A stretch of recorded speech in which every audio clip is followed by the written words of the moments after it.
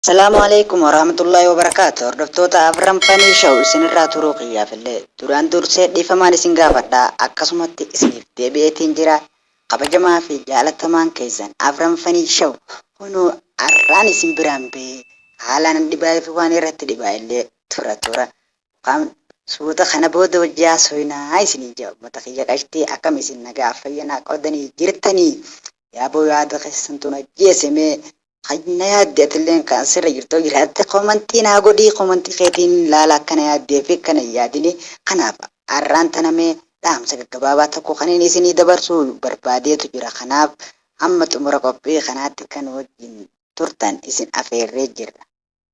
akkasumatti anilleen gama kiyyaan assalaamu alaykum warahmatullaahi wabarakaatuun isiniin jaa saahiba yookaan obboleessa afran fanii shaw isa lammaffaatii jechuudha. Kanaaf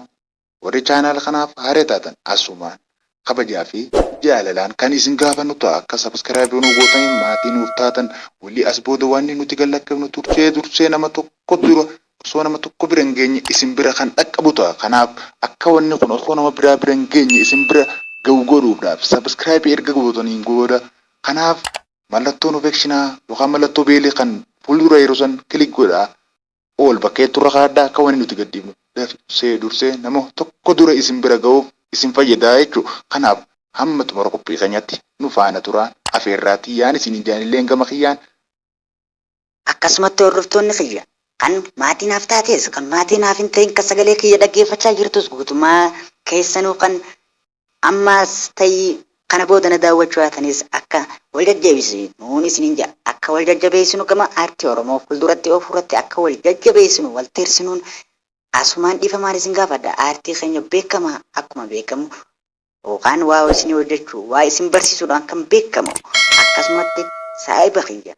badhaas moobaayil TV kan jedhamu yuutuuba isaa dhaqaa sabskiraayib godhaa fi jajjabeessan isin jaa asumaan badee laayifii Oromoo kan diraamaa adda addaa akkuma kiyyaatti laffa'ee isin biraan ga'uuf tattaafatu akka jajjabeessanii gama fuulduraatti tattaafatu isintu godhaa. Isaan hundaa'u sabskiraaybii godhaa jajjabeessaan isiniin jaa gama kiyyaan afeerraan tiyya hanganama isiniif itti buufa.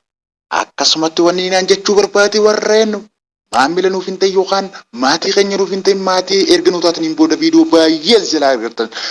diraamaa baay'ee isinitti nu taphachiisuu kofalchiisuu isin kofalchiisuu isin taphachiisuu hedduutu as jira diraamaa kana guutuu daawwachuudhaaf yuutuuba kanaan wal baruu si gaafataa jechuudha. Kanaaf afran fanii shaw erga sabskiraaybii gooteen booda waa'ee hedduu gara barta diraamaa hedduu itti taphattan ittiin kofaltanii bashannantan as jala kan jiru jira jechuudha. Kanaaf erga yuutuuba keenya kanaaf maatii taataniin booda waa baay'ee jalaa baratanii kanaaf hamma xumura qophii keenyatti nu faana tura ammallee isiniif kan itti fufu ta'a.